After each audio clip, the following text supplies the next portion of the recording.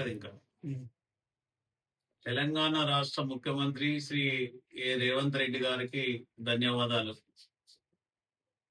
మా రాష్ట్ర మంత్రివర్యులు రాష్ట్ర పశుసంవర్ధక శాఖ మరియు క్రీడలు, యువజన సర్వీసులు, మత్స్య శాఖ మంత్రి డాక్టర్ వాకిడి శ్రీహరి ముదిరాజు గారు, మా ముదిరాజ్ కార్పొరేషన్ చైర్మన్ బోర జ్ఞానేశ్వర్ ముదిరాజు గారు నేతృత్వంలో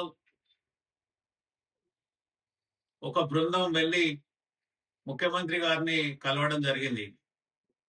ముఖ్యమంత్రి గారు ఏదైతే తెలంగాణ రాబిన్హుడ్, పేద ప్రజల ఆశాజ్యోతి, సమాజం కోసం నిరంతరం పోరాటం చేసిన వ్యక్తి పండుగ సాయన్న ముదిరాజ్ విగ్రహాన్ని ట్యాంక్ బండ్ పై పెట్టాలని, అదేవిధంగా వారి జయంతిని, వర్ధంతిని నిర్వహించాలని చెప్పి వెళ్ళినటువంటి ముదిరాజ్ సమన్వయ కమిటీ నీలం మధు ముదిరాజు గారు కానీ,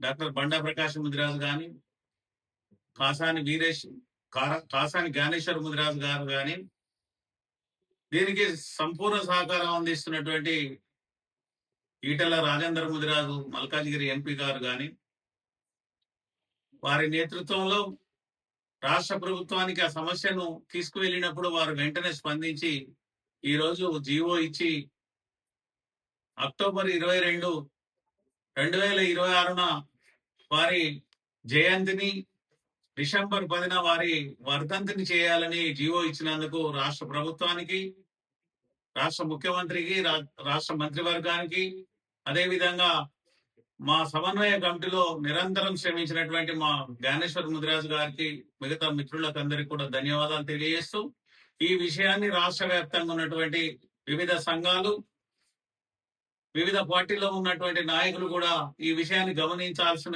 కోరుతూ, ఐకమత్యంగా ఉంటే సాధించలేనిది ఏం లేదు.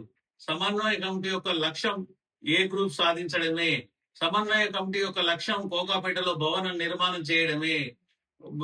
సమన్వయ కమిటీ యొక్క లక్ష్యం మన రాజకీయ ప్రాతినిధ్యాన్ని, మన వాటాను అన్ని రాజకీయ పార్టీల్లో మన వాటాను సాధించడమే అంతిమ లక్ష్యం. ఆర్థిక, సాంఘిక, రాజకీయ సమస్యలతో పాటు రాజ్యాధికారంలో భాగస్వామ్యం కావడమే గనక ఈ విషయాన్ని అందరు గమనించాల్సిందిగా కోరుతూ, దీనికోసం నిరంతరం శ్రమించిన రాష్ట్ర వ్యాప్తంగా పండగ సాయన్న జయంతిని నిర్వహించుకోవడానికి అవకాశం కల్పించుకోవడంలో కృషి చేసిన రాష్ట్ర వ్యాప్తంగా ఉన్నటువంటి నాయకత్వానికి అందరికీ కూడా మన ముదిరాజ్ మహాసభ రాష్ట్ర కమిటీ పక్షాన, తెలంగాణ ముదిరాజ్ సమన్వయ కమిటీ పక్షాన ధన్యవాదాలు తెలియజేస్తున్నాం. జై ముదిరాజ్, జై జై ముదిరాజ్.